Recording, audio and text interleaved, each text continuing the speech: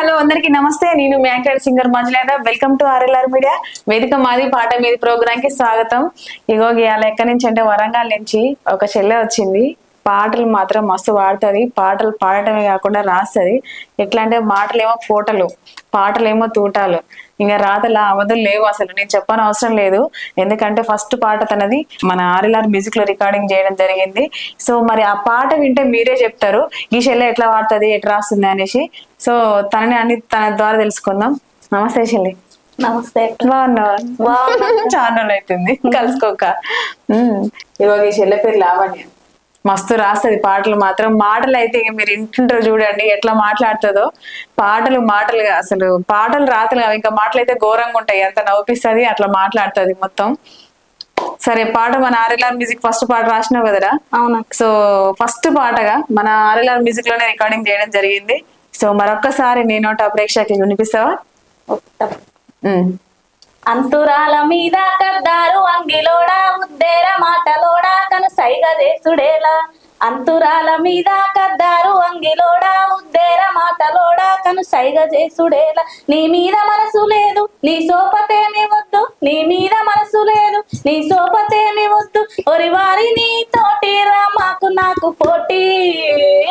అంతురాల మీద కద్దారు అంగిలోడా ఉద్దేర మాటలోడా కను సైగ చేసుడేలా. శనగ పువ్వు సీరాసే మంతి అంచురైక నీకు పుట్టి పిస్తకోక నా సెయ్యి పట్టె మొలక. నీ మీద బుద్ధి ఉట్టే మనువాడ ఈడుగొట్టే, నీ మీద బుద్ధి ఉట్టే మనువాడ ఈడుగొట్టే. ఒసిరావే ఓ పోరి అయినా ముయిగా జోడి. శనగ పువ్వు సీరాసే మంతి అంచురైక నీకు పుట్టి పిస్తరోక సెయ్యి పట్టె మొలక. మొత్తానికైతే ఈ పాట అయితే రికార్డింగ్ అయిపోయింది, వచ్చేసది చెల్లె ఫస్ట్ పాట. నేను నెక్స్ట్ మన నరసింహన్న వాడినాం ఈ పాట. అతి త్వరలో మీ ముందుకు వస్తుంది. సో ఈ పాటను బాగా ఆదరించాలని మనస్ఫూర్తిగా కోరుకుంటున్నా. ఎందుకంటే మస్తు రాసింది ఆ లిరిక్స్ కానీ ఆ ట్యూన్ కానీ చాలా బాగుంది. చెల్లెకి ఈ పాట గిట్లా రాయాలని నీకు ఎట్లా అనిపించింది లావణ్య? అంటే ఇప్పుడున్న ట్రెండ్ బట్టి రాద్దామని తీసుకొని రాసిన. అది ఇప్పుడుండే ట్రెండా? డీజే ఇప్పుడుండే ట్రెండే కదా. ఓ డీజే అంటున్నా. పదాలు అప్పటి ఎక్కడ అంత తొందరగా నిజంగా ఆ పాట చెప్పిన జస్ట్ 1 hour అంతే.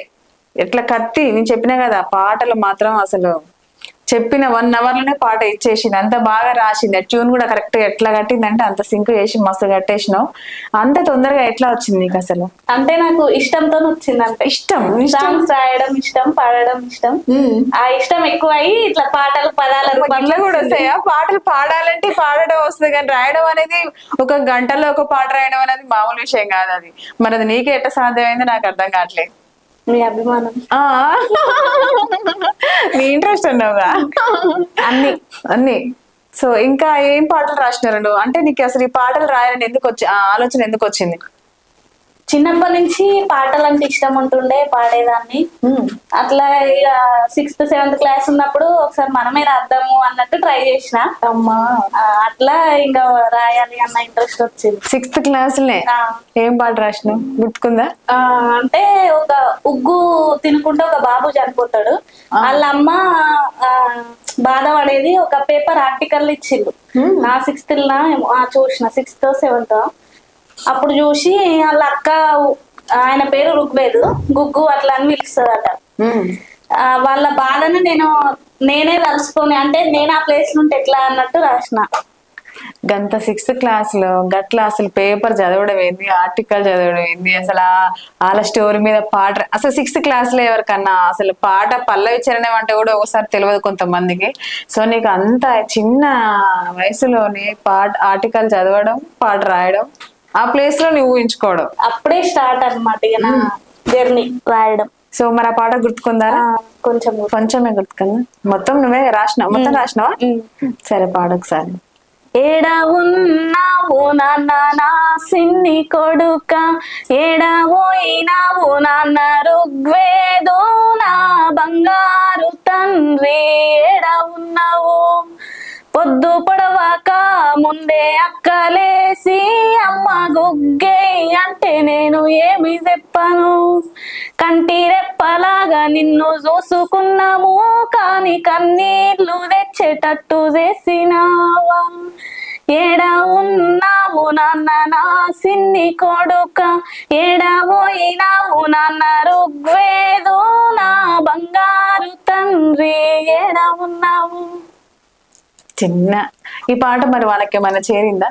చేరలేదు. అంటే అప్పుడు ఏమంటారు సపోర్ట్ లేక, అంటే ఎట్లా తీసుకో అప్పుడు నాకేం తెలుస్తుంది ఎట్లా పంపించాలి. పాట రాయడం మాత్రం తెలుసు నీ చేతులు ఉంది కాబట్టి, అది నేను చేయగలుగుతా కాబట్టి చేసిన. ఎక్కడ వాళ్ళది?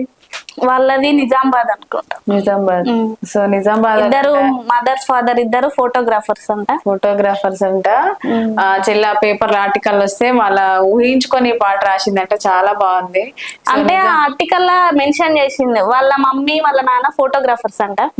వాళ్ళ ప్రతి ఒక్క మూమెంట్ ఫోటో తీసుకొని దాచి పెట్టుకునేది, అట్లా ఇంటి నిండా వాళ్ళ ఫోటో ఆ అబ్బాయి ఫొటోస్ అట్లా ఉండేదంట.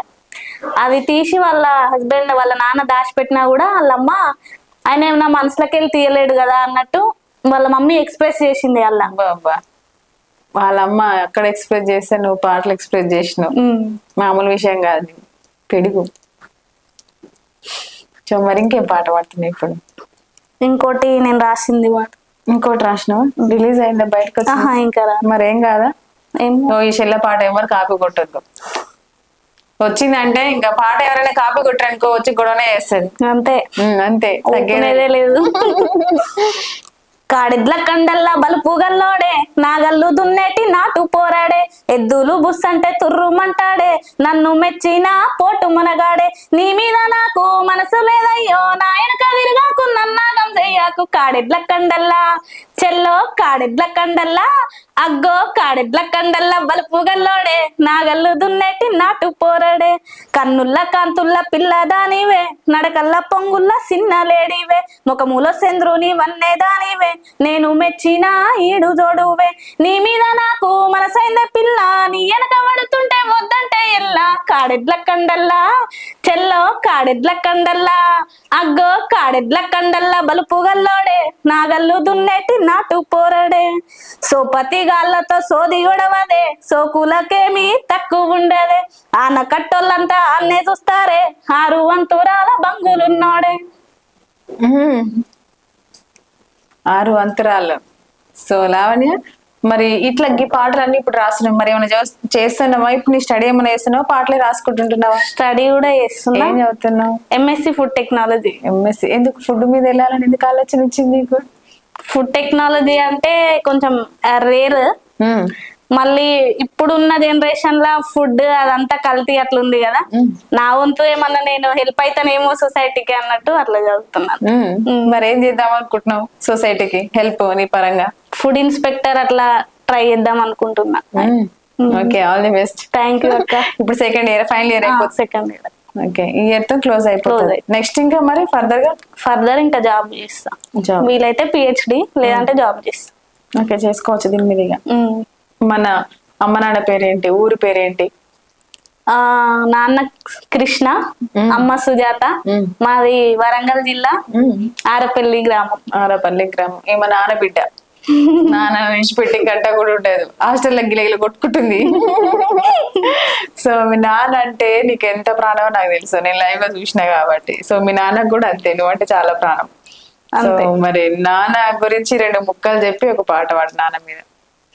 నాన్న అంటే ఇంకే మనకు ఏదున్నా ఏమైనా తనున్నాడు అన్న ఒక భరోసా అంతే.